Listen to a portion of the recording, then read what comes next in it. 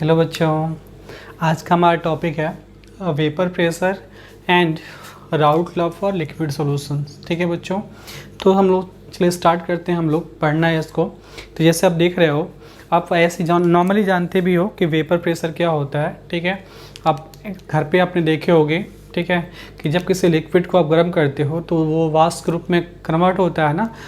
वो जो वाष्प के रूप में कन्वर्ट होता है, वो जो वाष्प होता है वो बर्तन की दीवार पर प्रेशर अप्लाई करता है। ठीक है, तो उसी वाष्प के दाब को हम क्या कहते हैं बच्चों? वाष्प दाब कहते हैं। ठीक है ना। दैट मीन्स बच्चों और भी इसमें साइंटिफिक वर्ड होते हैं, ठीक है, बट उससे हमको बहुत ज़्यादा उसमें कुछ घुसना नहीं है। ठीक है, बस हमको जनरली समझना है कि होता क्या है।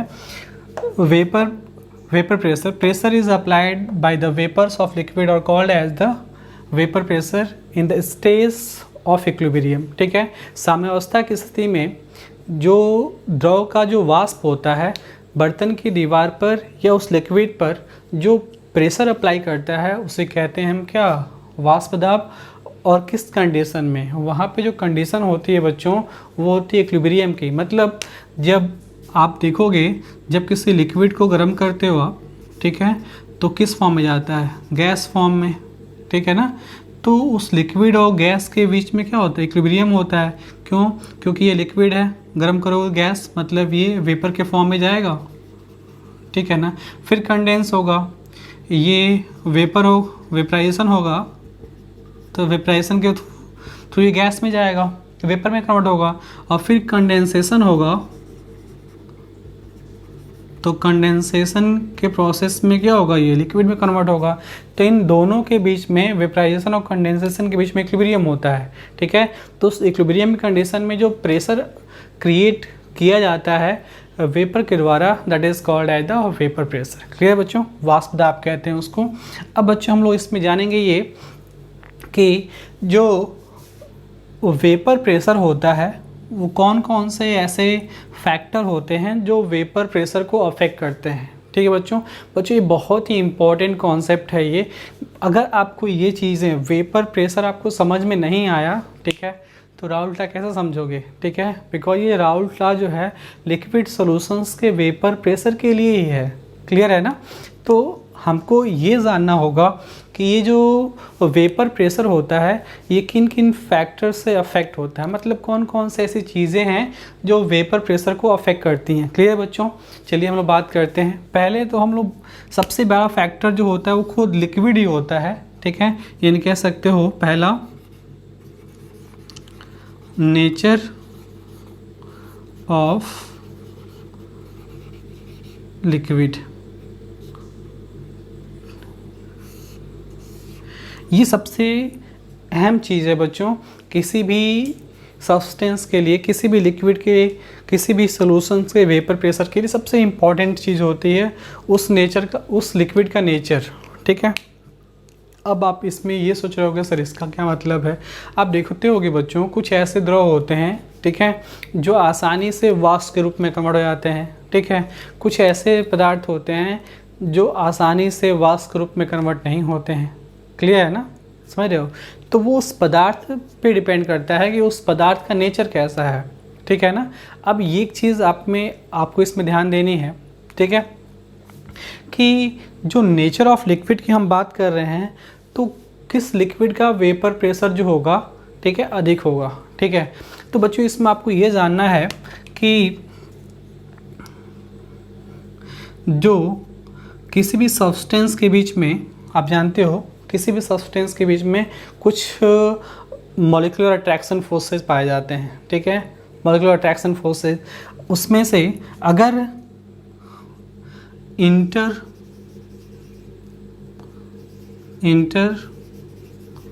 Molecular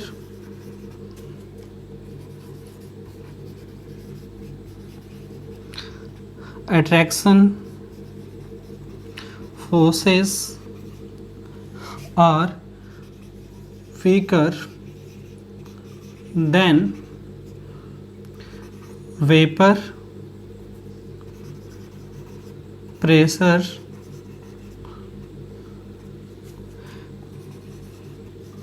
will be high। बच्चों ये क्या चीज़ है, मैंने ये वो बोला बच्चों कि जब किसी लिक्विड के मॉलिक्यूल्स के बीच में जो मॉलिक्यूलर अट्रैक्शन वो फर्स्ट टाइम पढ़ा होगा ना, स्टेट ऑफ मैटर में बताया जाता है बच्चों को कि मॉलिक्यूल्स जो होते हैं उनके बीच में कुछ अट्रैक्शन फोर्सेस काम करते हैं, ठीक है। तो अगर अणुओं के बीच में भाई अणु अपने सरफेस को छोड़ के जाएंगे तभी तो प्रेशर क्रिएट करेंगे ना वो वहाँ पे, ठीक है। तो अगर उनके बीच में अट्रैक्शन फोर्स जो है वीक है, ठीक है, तो उनको आसानी से एनर्जी दे करके एस्केप किया जा सकता है, ठीक है ना। यानी अगर उस लिक्विड में एस्केपिंग प्रॉपर्टी ज़्यादा है, एस्केपिंग प्रॉपर्टी का मतलब ये होता है कि वो अपने सतह को छोड़ के जाने का कितना का एक्ट रखता है, और एस्केपिंग प्रॉपर्टी डिपेंड करती है बच्चों मॉलिक्यूलर अट्रैक्शन फोर्सेस पे, ठीक है ना, समझ रहे हो। तो मॉलिक्यूलर अट्रैक्शन फोर्सेस कह सकते हो कि जो वेपर प्रेशर होता है ये मॉलिक्यूलर अट्रैक्शन फोर्सेस के ठीक रेसिप्रोकल होता है। मॉलिक्यूलर अट्रैक्शन जो फोर्सेस होते हैं बच्चों, ठीक है ना, इसके ठीक अपोजिट होता है, ठीक है ना। यानी अगर आपका मॉलिक्यूलर अट्रैक्शन फोर्सेस जो है वो स्ट्रांग है तो वेपर प्रेशर क्या होगा, लो होगा। अगर मान लीजिए ये अगर हाई है, मॉलिक्यूलर अट्रैक्शन फोर्स जो है अगर ये हाई है, ठीक है, अगर ये कहते हो कि ये ज़्यादा है, समझ रहे हो, तो वेपर प्रेशर क्या हो जाएगा, तो वेपर प्रेशर जो होगा वो आपका होगा बच्चों कम, ठीक है। ऐसे ही अगर ये लो हो जाएगा, मॉलिक्यूलर अट्रैक्शन फोर्स लो हो जाएगा, तो वेपर प्रेशर क्या होगा बच्चों, वेपर प्रेशर इंक्रीज कर जाएगा। तो सबसे बड़ा फैक्टर होता है, ठीक है। जैसे मान लो आप कहते हो ना, जैसे आप देखते होगे कहते हैं लोग कि जो डीजल और पेट्रोल होता है, कुछ लोग तो बाइक से चलाते हैं, पेट्रोल टंकी पे आते हैं और पेट्रोल भरवाना होता है, ठीक है, जल्दी से उसका टैंक को जल्दी से उसे बंद करते हैं। क्यों बंद करते हैं, ठीक है, क्योंकि उनको पता है कि जो पेट्रोल होता है वो हाईली वोल्टाइल होता है, वो आसानी से वेपर के फॉर्म में कन्वर्ट हो जाता है। क्लियर है बच्चों, इस वजह से लोग जल्दी से उसका मुंह बंद करते हैं, ठीक है, ताकि वो आपका आसानी से वेपर के फॉर्म में कन्वर्ट ना हो। वहीं पानी को देख लीजिए, पानी ऐसा नहीं कि पानी वेपर के फॉर्म में कन्वर्ट नहीं होता वो भी है, ठीक है, लेकिन जिस रेट से आपका पेट्रोल या डीजल आपके वेपर के फॉर्म में कन्वर्ट होते हैं, ठीक है, उस रेट से पानी आपका वेपर के फॉर्म में कन्वर्ट नहीं होता है, ठीक है। यानी अगर देखा जाए, किसी ने यहाँ से क्वेश्चन कर दिया आपको कि आप बताओ कि अगर पानी और पेट्रोल में, ठीक है, पानी और पेट्रोल जो है अधिक वाष्पशील है, ठीक है, अधिक वोल्टाइल है, ठीक, तो किस में मॉलिक्यूलर फोर्सेज जो होंगे वो स्ट्रांग होंगे, ऑब्वियस सी बात है पानी में, ठीक है, क्योंकि मॉलिक्यूलर फोर्सेज अगर स्ट्रांग रहेंगे तो वेपर प्रेशर क्या होगा, कम होगा। तो वेपर प्रेशर का कम होने का मतलब क्या है कि भाई वो वेपर के फॉर्म में जब कन्वर्ट होगा तब तो प्रेशर अप्लाई करेगा, ठीक है। तो वो चीज़ पेट्रोल के अंदर ज़्यादा होती है क्योंकि उसके मॉलिक्यूलर अट्रैक्शन फोर्स जो होते हैं, ठीक है, पेट्रोल क्या होता है, हाइड्रोकार्बन होता है। हाइड्रोकार्बन में सबसे वीकेस्ट मॉलिक्यूलर अट्रैक्शन फोर्स पाया जाता है which is called as the dispersion force. क्या कहते हैं बच्चों उसको, that is called as the dispersion force कहते हैं उसको। सबसे वीकेस्ट मॉलिक्यूलर अट्रैक्शन फोर्स पाया जाता है उसमें, हाइड्रोकार्बन्स में। तो इस और जो पानी होता है बच्चों, जो वाटर होता है, उसमें एक बहुत ही अच्छा मॉलिक्यूलर अट्रैक्शन फोर्स पाया जाता है which is called as the hydrogen bond. Clear बच्चों, हाइड्रोजन बॉन्ड पाया जाता है। तो ये स्ट्रॉन्गर मॉलिक्यूलर अट्रैक्शन इसकी तुलना में बहुत ही स्ट्रॉन्गर होता है, ठीक है। यानी जो पेट्रोल होगा वो अधिक वाष्पशील होगा, पानी जो होगा क्या होगा, कम वाष्पशील होगा। तो ये बहुत ही इम्पोर्टेंट पॉइंट है बच्चों, ये बहुत ही इम्पोर्टेंट पॉइंट है, इसको आप लोग नोट कर लीजिए। क्लियर बच्चों, क्या मैंने बोला, अगर attraction force molecular attraction force high है तो वेपर प्रेशर क्या होगा, कम होगा। अगर ये मॉलिक्यूलर अट्रैक्शन फोर्स लो है, ठीक है, अब ये इसके लिए आपको ये देखना पड़ेगा जितने मॉलिक्यूलर अट्रैक्शन फोर्सेस होते हैं फर्स्ट ईयर में कौन कौन से, डाइपोल, ठीक है, डाइपोल इंड्यूस्ड डाइपोल, क्लियर है ना, इंड्यूस्ड डाइपोल को ही हम लोग कहते हैं डिस्पर्सन फोर्स। क्लियर है, समझ रहे हो। तो जितने भी आपके मॉलिक्यूलर अट्रैक्शन फोर्सेस होते हैं उनको आपको थोड़ा सा उसका नजर होना चाहिए, अदरवाइज बहुत मैंने बता दिया, हाइड्रोजन बॉन्डिंग जो होती है एक डाइपोल अट्रैक्शन फोर्स का ही एग्जाम्पल होता है। क्लियर है ना, समझ में आपको। तो ये चीज़ हम लोग देखेंगे, हमको यहाँ पे ये चीज़ ऑब्जर्व होगी। क्लियर है बच्चों, आपने क्या सोचा होगा, सर बता दिए वो चीज़, ये बताया नहीं कि मॉलिक्यूलर अट्रैक्शन फोर्स का ऑर्डर क्या होता है। बच्चों सबसे स्ट्रॉन्गेस्ट जो मॉलिक्यूलर अट्रैक्शन फोर्सेस होता है, अगर देखोगे आप तो अगर कोई आयन है, ठीक है ना, आयन और डाइपोल फोर्स है, तो आयन डाइपोल फोर्स जो होता है वो सबसे स्ट्रॉन्गर अट्रैक्शन फोर्सेस होता है, ठीक है। आयन आयन सबसे अधिक होता है, बट वो चीज़ डिफरेंट है, आयन डाइपोल, ठीक है। उसके बाद होता है डाइपोल, डाइपोल अट्रैक्शन फोर्स, समझ में आया आपको, डाइपोल डाइपोल। उसके बाद डाइपोल, इसी का बच्चों स्पेशल केस इसी का इस केस होता है आपका हाइड्रोजन बॉन्डिंग, हाइड्रोजन बॉन्डिंग जिसको आपने फर्स्ट ईयर में पढ़ा होगा, क्लियर है। Hydrogen dipole, induced dipole, induced dipole, फिर इंड्यूस्ड डाइपोल, इंड्यूस्ड डाइपोल, यही होता है बच्चों dispersion force, that is called as the dispersion force. और इसी को हम लोग एक और नाम देते हैं, that is also called as the London force, and that is the weakest molecular attraction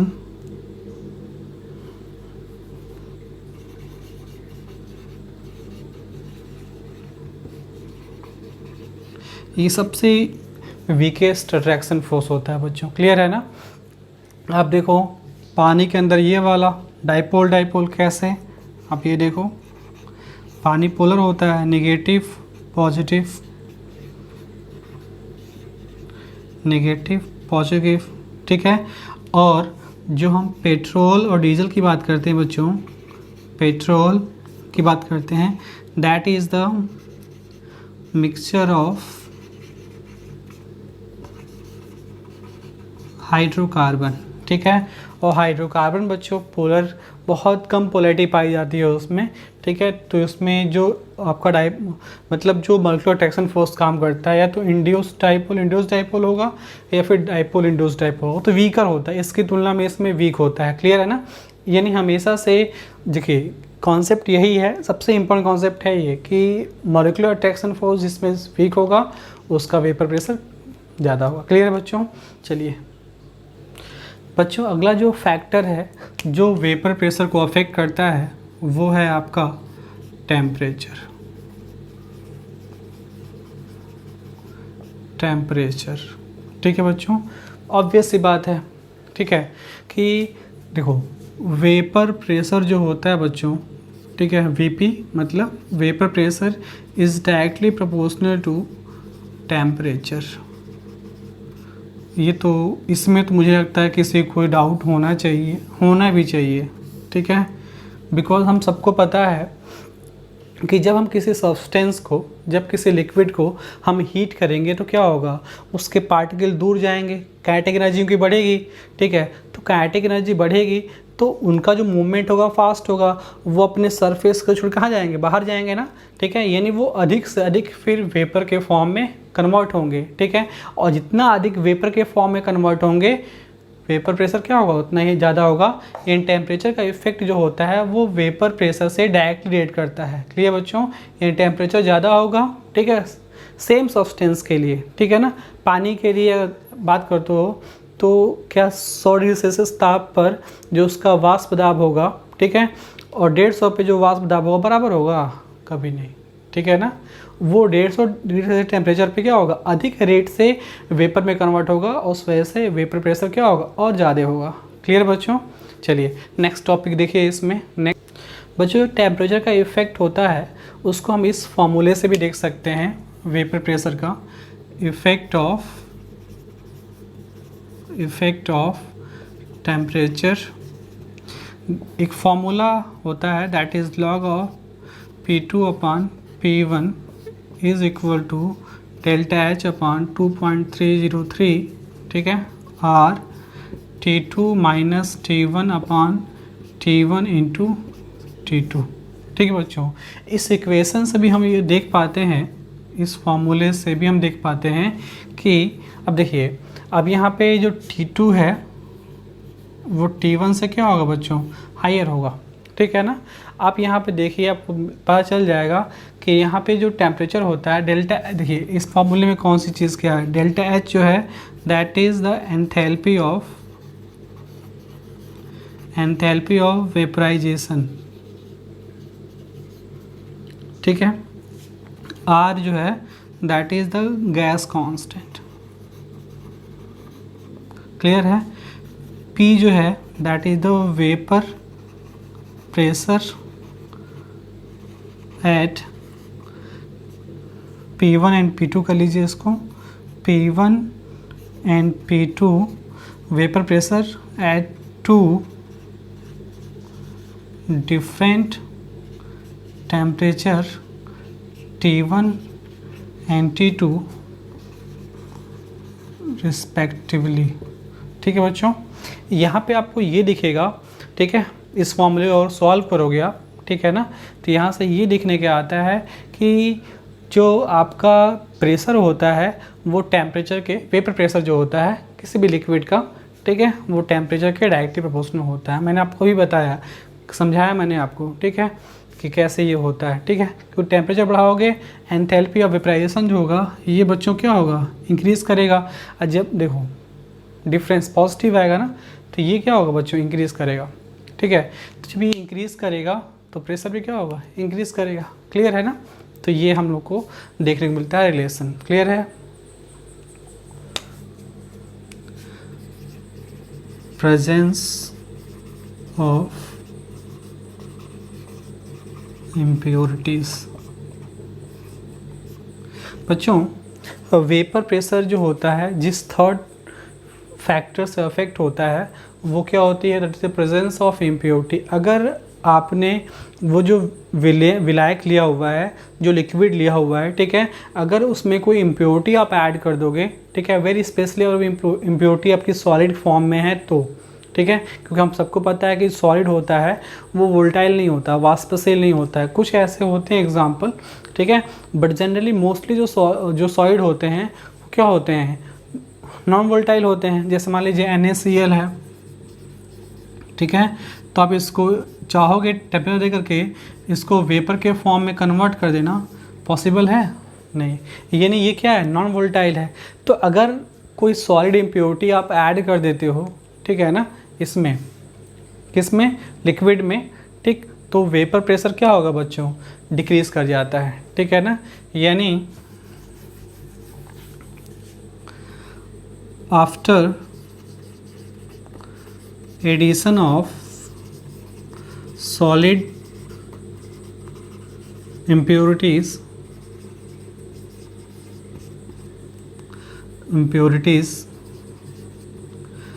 vapor pressure of liquid or liquid solution will be decreases, ठीक है बच्चों।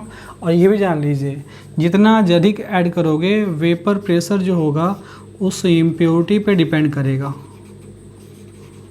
ठीक है ना, समझ रहे हो। जितना ज़्यादा आप इम्प्योरिटी ऐड करोगे वेपर प्रेशर जो होगा उतना ही कम होगा, और जितनी कम इम्प्योरिटी होगी, ठीक है, वेपर प्रेशर क्या होगा, उतना ही ज़्यादा होगा, क्लियर है ना। यानी कह सकते हो कोई शुद्ध विलायक है, ठीक है, तो उसका जो वाष्प दाब होगा हमेशा, कोई ठोस विलय मिलाकर विलयन बनाया गया है तो उसके वाष्प दाब से क्या होगा, अधिक होगा, ठीक है ना। यानी हमेशा से जो सॉल्वेंट का जो वेपर प्रेशर होता है, ठीक है ना, वो हाई होता है, ठीक है ना, क्लियर है, हाई होता है। सॉल्यूशन का वेपर प्रेशर जो होता है वो होता है low if solid impurities are added. अगर उसमें कोई सॉलिड इम्प्योरिटी ऐड कर दोगे तो जो सॉल्यूशन का वेपर प्रेशर आएगा बच्चों, वो सॉल्वेंट के वेपर प्रेशर से ऑलवेज क्या आएगा, कम आएगा। ठीक है ना, ये हमारा थर्ड फैक्टर है। यानी इम्प्योरिटी ऐड करने से, कोई सॉलिड इम्प्योरिटी अगर कोई लिक्विड ऐड करोगे तो इंक्रीज़ करेगा, क्योंकि वो लिक्विड भी वोल्टाइल होता है। अब ये भी देखना पड़ता है वो लिक्विड कितना वोल्टाइल है, लेस वोल्टाइल है, हाई वोल्टाइल है। ठीक है, अगर वो लेस वोल्टाइल होगा तो घट जाएगा, मोर वोल्टाइल होगा तो बढ़ जाएगा। क्लियर है ना। तो इम्प्योरिटी पर डिपेंड करता है, इम्प्योरिटी कैसी है। इम्प्योरिटी अगर वोल्टाइल है, हाई वोल्टाइल है तो बढ़ जाएगा, इम्प्योरिटी अगर लेस वोल्टाइल है तो घट जाएगा। क्लियर है बच्चों, ये आपका इम्प्योरिटी का प्रेजेंस ऑफ इम्प्योरिटी। क्लियर है ना। जनरली हम इस चैप्टर में जो इस इम्प्योरिटी की बात करेंगे बच्चों, वो इम्प्योरिटी आपकी सॉलिड होगी। या तो मान लीजिए पानी में यूरिया घुला हुआ है, पानी में नमक घुला हुआ है, पानी में ग्लूकोज घुला हुआ है, पानी में सुक्रोज घुला हुआ है। ठीक है ना। कुछ आपके लिक्विड भी मिल सकते हैं, बेंजीन में कार्बन टेट्राक्लोराइड घुला हुआ है। ठीक है ना, एथेनॉल वाटर में घुला हुआ है। क्लियर है ना। तो ऐसी चीज़ें हम लोग को इसमें स्टडी करने को मिलेंगी। ठीक है ना। उसके लिए डिफरेंट केसेस हैं राउट के, हम लोग वो से बात करेंगे। क्लियर है। तो बच्चों हमने अभी देखे कि जो वेपर प्रेशर होता है वो किन फैक्टर से अफेक्ट होते हैं, किन किन फैक्टर से वेपर प्रेशर जो होता है वो अफेक्टेड होता है। क्लियर बच्चों। अब जो हम लोग टॉपिक देखने जा रहे हैं that is the route law for liquid solution. हम लोग अब इस टॉपिक पे आते हैं, Raoult law for liquid solution. तो लिक्विड सॉल्यूशंस के लिए राउट लॉ क्या है। ठीक है। तो बच्चों लिक्विड सॉल्यूशंस के लिए अब पता है कि लिक्विड सॉल्यूशन जो होता है, liquid solutions are those solution in which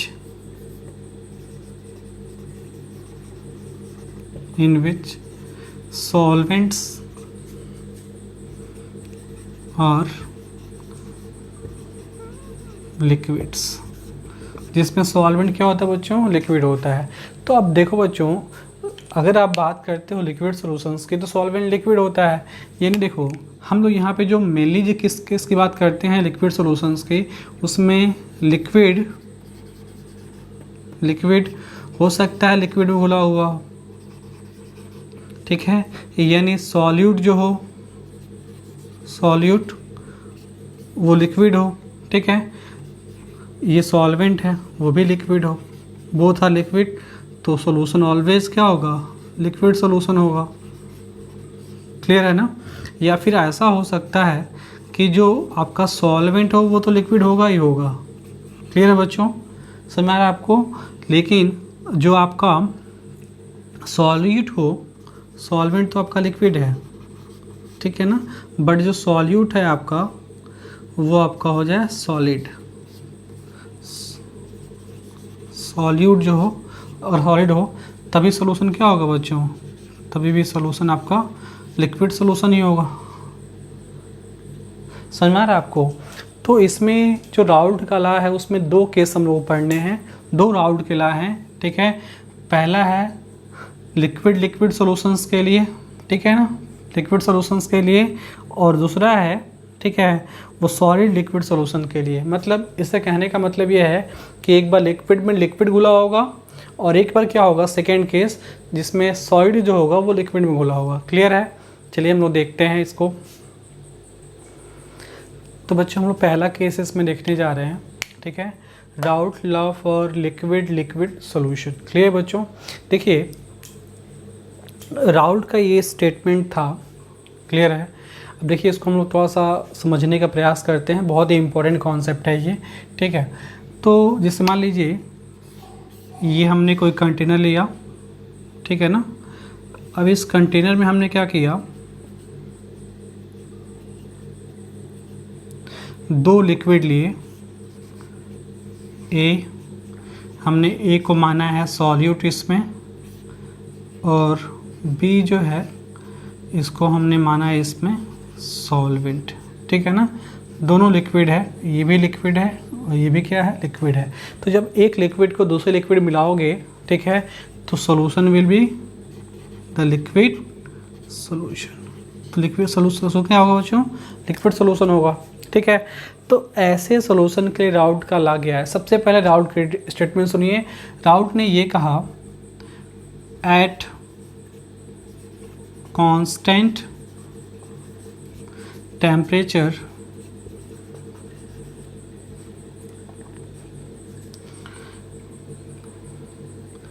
the vapor pressure of a liquid is proportional to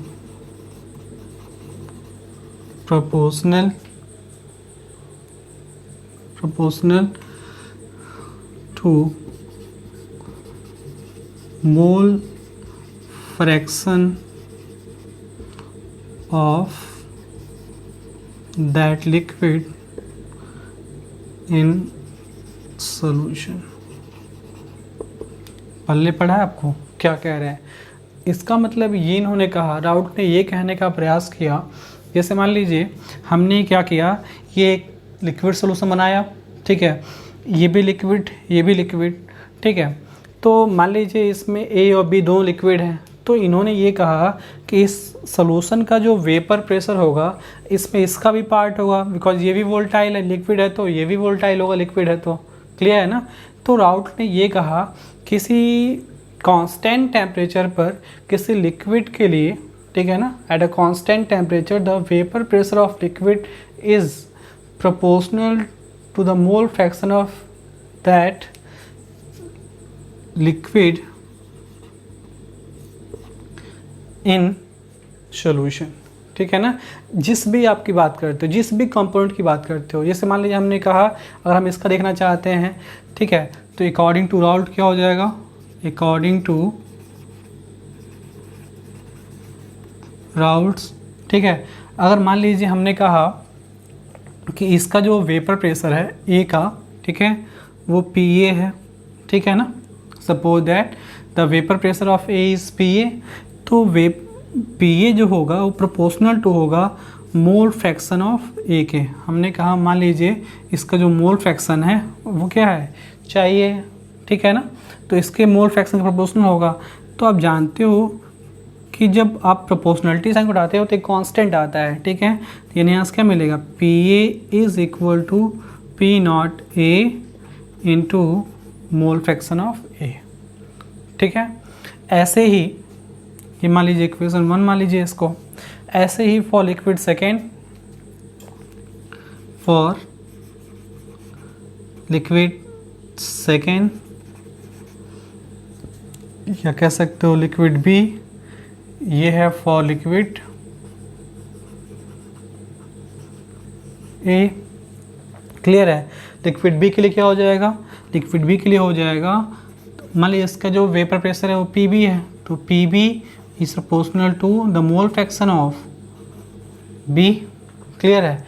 अब देखो जब इस साइन को हटाओगे, प्रोपोर्शनल साइन को हटाओगे, तो क्या आएगा, P B is equal to P not B into mole fraction of B. Clear है बच्चों? तो यहाँ से आपको जो देख रहे हो ये भी राउट कला है, ये भी क्या है, राउट कला है। ठीक है ना, यही चीज़ तो डिफाइन किया उन्होंने। ठीक है, किसी कांस्टेंट टेम्परेचर पर, ठीक है, किसी द्रव का जो किसी विलयन में, किसी सोल्यूशन में, ठीक है ना, the vapour pressure of a liquid is proportional to the mole fraction of that liquid in solution. Clear? कि सोल्यूशन में किसी भी लिक्विड का, किसी भी कंपोनेंट का जो वेपर प्रेशर होता है उसके मोल फ्रैक्शन की क्या होता है, प्रोपोर्शनल होता है। ठीक है, ये कुछ बुक्स में भी आप पढ़ोगे, लिखा आता है किसी सोल्यूशन में किसी कांस्टेंट टेम्परेचर पर किसी लिक्विड का जो वाष्प दाब होता है उसके प्योर फॉर्म में वेपर प्रेशर और उसके मोल फ्रैक्शन के मल्टीप्लिकेशन के इक्वल होता है। क्लियर बच्चों? अब यहाँ पे देखो, ये तो पता है that is a mole fraction of A, P क्या है, vapour pressure of A, P not जो है बच्चों, where P not is vapour pressure of A in pure form. ये प्योर फॉर्म में ए का वेपर प्रेशर है। पी बी क्या है बच्चों, तो पी नॉट बी जो है that is the vapour pressure of B in pure form. ये प्योर फॉर्म में बी का क्या है बच्चों, वेपर प्रेशर है। क्लियर है ना। अब आप देखिए, हमको ये पता है कि जब हम पूरे सॉल्यूशंस की बात करेंगे भाई, जब ये तो ए की बात हो गई, ये तो बी की बात हो गई, ठीक है ना, उस सॉल्यूशन का वेपर प्रेशर क्या हो जाएगा, ठीक है। तो मान लीजिए हमने माना, suppose that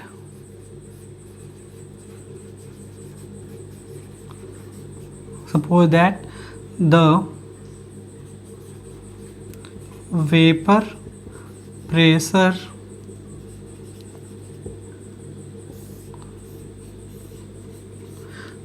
pressure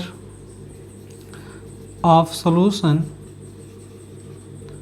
is PS। मान लीजिए सॉल्यूशन का जो वेपर प्रेशर है वो PS है, ठीक है ना।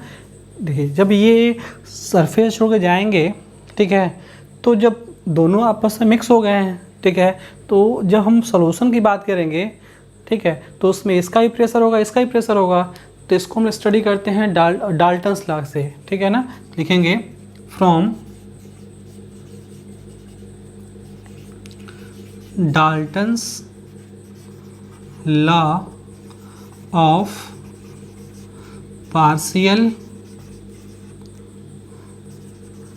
Pressure at constant temperature.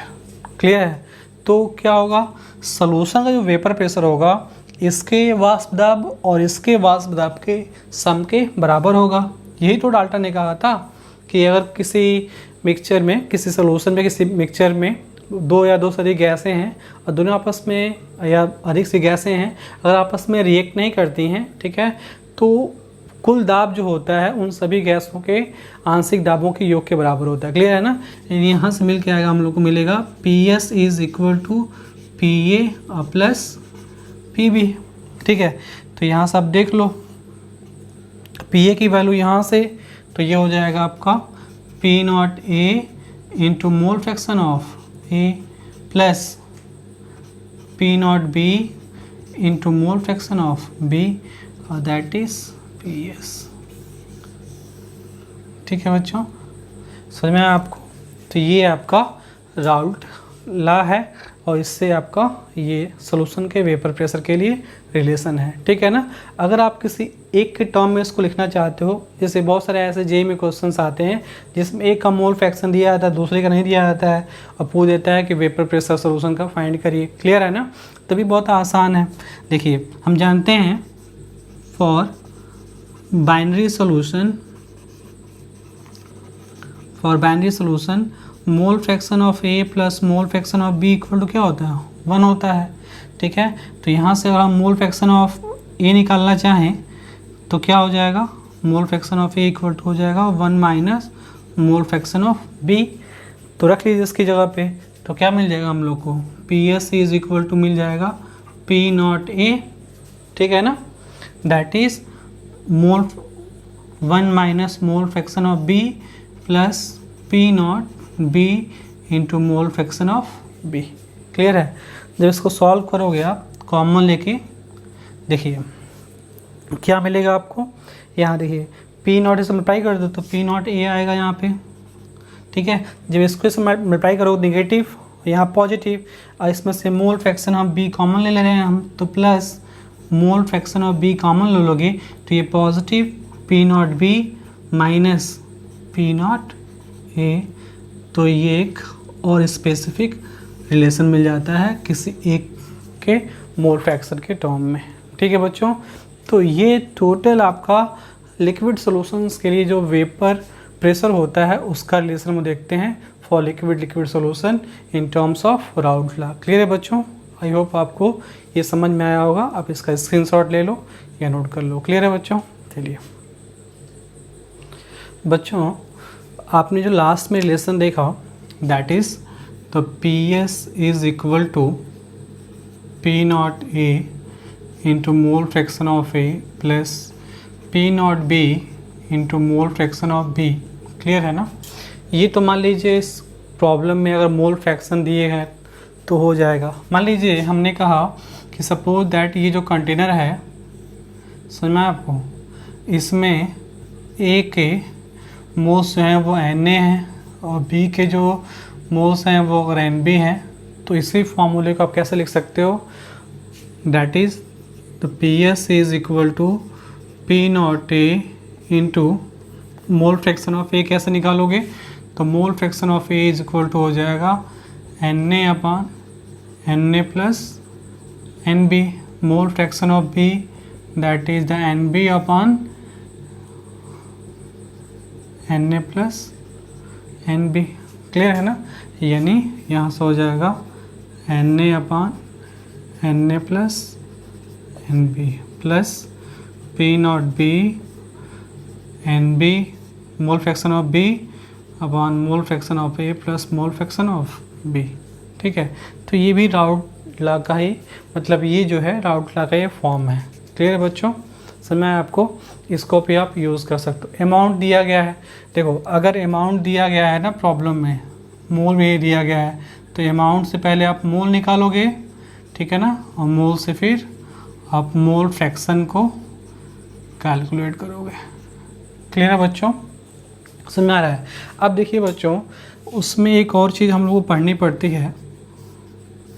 देखिए अगर मान लीजिए हम लोग बात करते हैं, अगर आपसे पूछ दिया जाए, ठीक है ना, ऐसे बहुत सारे क्वेश्चन पूछे गए हैं प्रीवियस ईयर में, ठीक है, जैसे मान लीजिए इसमें ये पूछ दिया आपसे क्वेश्चन में, ठीक, कि मान लीजिए लिक्विड फॉर्म में तो है, ठीक है, आपने इसको कोई सब दो इसमें लिक्विड था, ठीक, तो आपने लिक्विड मिलाया था, इसमें ए और बी मिलाया था ना, इसमें मिलाया था। तो ऐसे ही प्रॉब्लम पूछे जाते हैं। मान लीजिए पूछ दिया जाए कि जब आप इसको हीट कर रहे हो, ठीक है, तो ये वेपर के फॉर्म में जाएगा उठ के, ठीक है ना, तो वेपर के फॉर्म में जाएगा, तो वेपर के फेज़ में इनका मोल फ्रैक्शन ज्ञात कीजिए, वेपर फेज़ में, ठीक है ना, vapour mole fraction in vapour phase, mole fraction in vapour phase. Vapour phase में आप मोल फ्रैक्शन कैसे निकालोगे? देखो कहने का मतलब ये है बच्चों कि जब मान लो जब किसी लिक्विड को हीट करोगे तो वेपर के फॉर्म में काउंट होगा ना, ठीक है, तो वेपर के फॉर्म में मोल फ्रैक्शन कितना होगा जब वो वेपर के फॉर्म में कन्वर्ट हो गया होगा, मोल fraction of A, mole fraction of B in vapour phase, ठीक है। तो बच्चों इसका फॉर्मूला होता है द मोल फ्रैक्शन, मान लीजिए मोल fraction of A in vapour phase, मान लीजिए कि वाई ए हो जाए, ठीक है, या आपका वाई ए कर लीजिए, वाई ए, ठीक है, and mole fraction of B in vapour phase, ठीक है, मान लीजिए वाई बी, तो ये कितना होगा बच्चों, ठीक है, समझिएगा इसको। आपसे ये पूछा जा रहा है कि जब हम इसको हीट करेंगे, ठीक है ना, ठीक, किसी भी टेम्परेचर रखेंगे इसको, मान लीजिए किसी भी स्थिर ताप पर, तो ये इसके जो पार्टिकल हैं अपना सरफेस छोड़ के ऊपर जाएंगे, ठीक है, तो जब ये वेपर के फॉर्म में है तो वेपर के फेज़ में इसका मोल फ्रैक्शन कितना होगा और वेपर के फेज़ में इसका मोल फ्रैक्शन कितना होगा, ठीक है।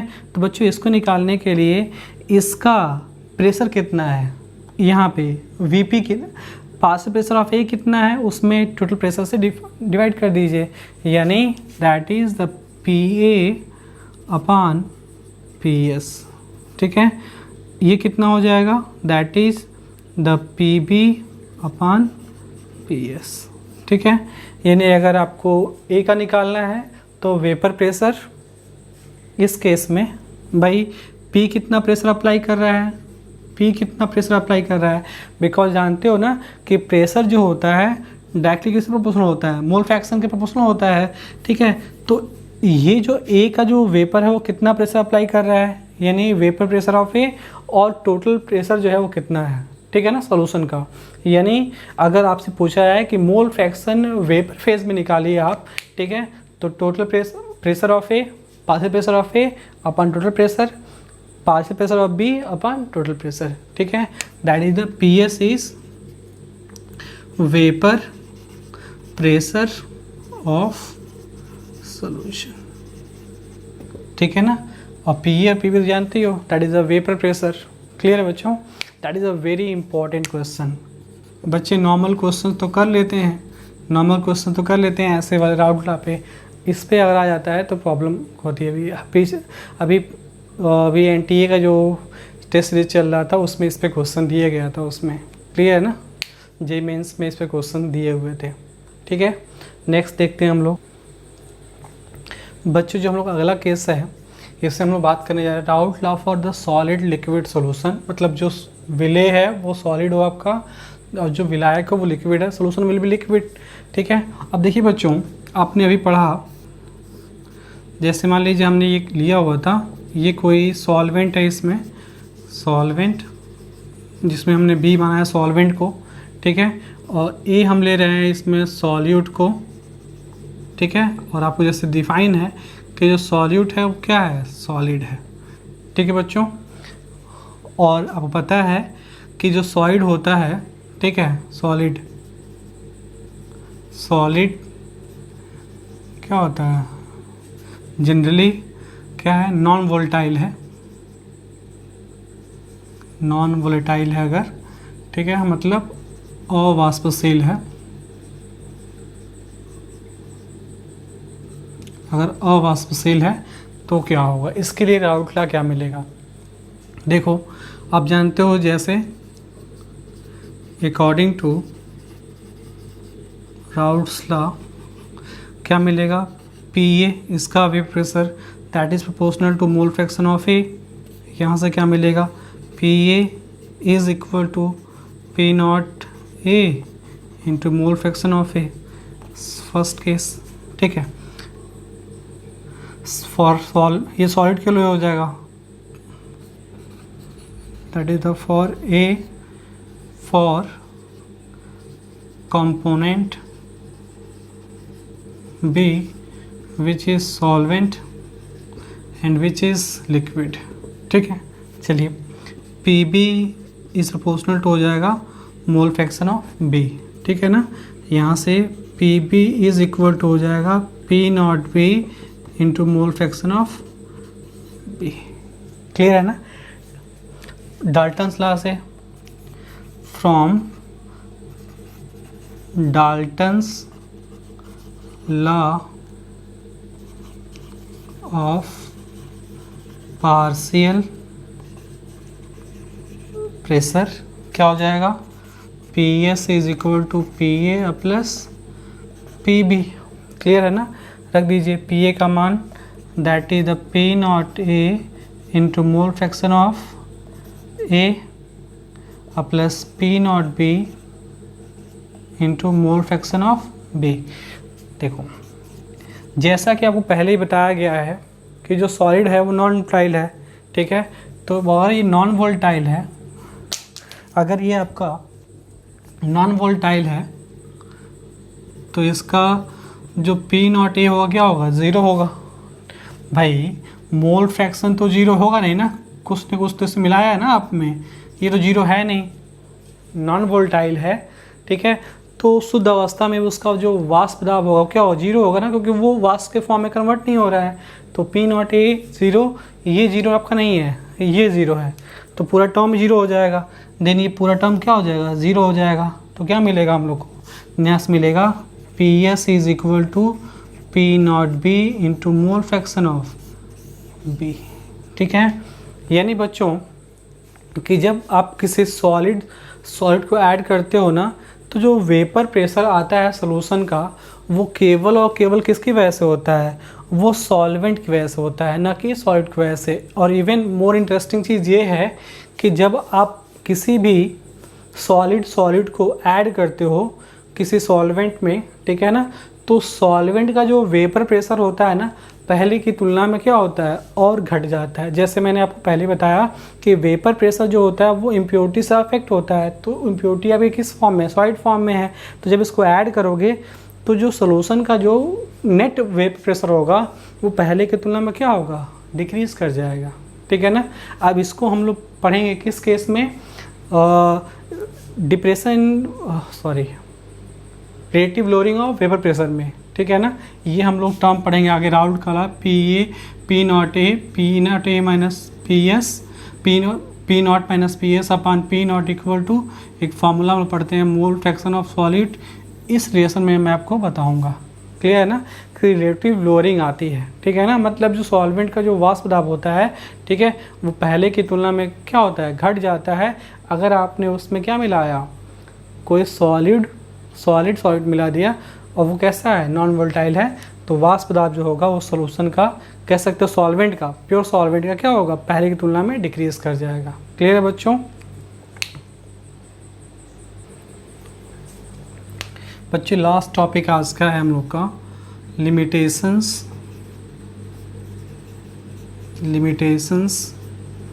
Of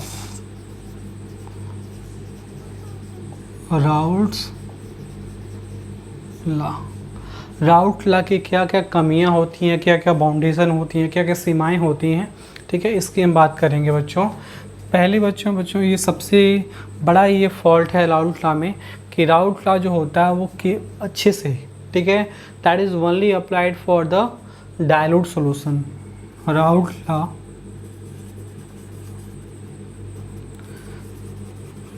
is very specially applied for dilute solution जितना डाइल्यूट होता है बच्चों, ठीक है, राउल्ट लॉ जो होता है वो उतने अच्छे से एप्लीकेबल होता है, उतने अच्छे से अप्लाई होता है, ठीक है ना। जैसे जैसे सॉल्यूशन की कॉन्सेंट्रेशन आप इंक्रीज करोगे, जो राउल्ट लॉ है अपने एक्यूरेसी से थोड़ा सा डेविएट होता है। क्लियर बच्चों, कुछ रीजंस होते हैं, ठीक है, उस रीजन की वजह से ये चीज़ें होती हैं जिसको हम लोग आगे स्टडी करने वाले हैं, ठीक है। पहला ये जानो कि that is generally applicable for the, किसके लिए, only for dilute solution, clear है ना। Second, Raoult law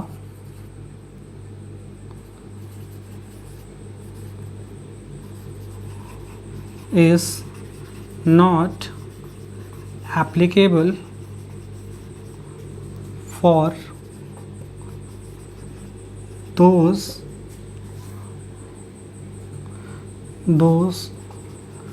components or liquid which are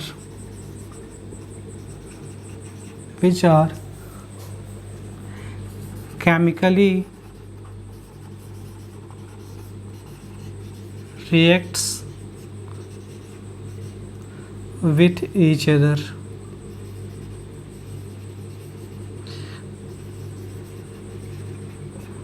ठीक है बच्चों, देखो राउल्ट लॉ कभी भी ऐसे दो लिक्विड्स पे अप्लाई नहीं होता है या किसी ऐसे सॉलिड और लिक्विड पे अप्लाई नहीं होता है जो आपस में केमिकल रिएक्शन करते हो। क्लियर है ना, समझ में आ रहा है। जैसे ये नहीं कि आपने कैल्शियम ऑक्साइड ले लिया और इसको पानी में मिला दिया, ठीक है ना, तो क्या होगा, ये कैल्शियम हाइड्रोक्साइड पे कन्वर्ट हो जाएगा, ठीक है, तो यहाँ पे राउल्ट लॉ ना फेल कर जाएगा। क्लियर है ना, यहाँ पे एप्लीकेबल नहीं होगा। समझ में आ रहा है।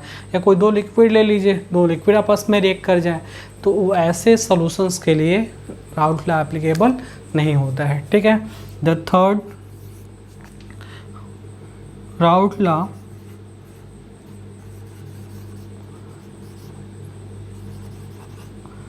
is not applicable in case of association and dissociation अगर कोई पार्टिकल जा कर के उस लिक्विड में, कोई सॉल्वेंट में या सॉल्यूट में जाके अगर एसोसिएट हो रहा है, अगर डिसोसिएट हो रहा है, तो राउट एप्लीकेबल नहीं होगा। जैसे मान लीजिए हमने कहा कि कोई सब्सटेंस है AB, अगर उसको हम लिक्विड में मान लीजिए डालिए, लिक्विड मान लीजिए पानी हो, अगर वो जा कर के A+ आयन में B नेगेटिव आयन में कन्वर्ट हो जाएगा तो राउट लॉ एप्लीकेबल नहीं होगा, क्योंकि ये आयंस के फॉर्म में कन्वर्ट हो गया, डिसोसिएशन है ये, क्लियर है ना, तो भी नहीं एप्लीकेबल होगा। अगर मान लीजिए एसोसिएशन हो जाता है, AB इसके 2 पार्टिकल मिल करके, समझ रहे हैं ना, अगर AB 2 टाइप में कन्वर्ट हो जाए तो ये आपका एसोसिएशन है, ये आपका डिसोसिएशन है। एसोसिएशन डिसोसिएशन अगर होती है बच्चों, ठीक है, अगर एक लिक्विड दूसरे में जा करके, ठीक है, अगर एसोसिएट होता है या डिसोसिएट होता है तो राउट लॉ एप्लीकेबल नहीं होगा। क्लियर है बच्चों? चलिए आज का टॉपिक हम लोग यहीं स्टॉप करते हैं। नेक्स्ट वीडियो लेक्चर में हम लोग बात करेंगे आइडियल सॉल्यूशन और नॉन आइडियल सॉल्यूशन के बारे में। क्लियर बच्चों? डिटेल में। क्लियर है? बाय।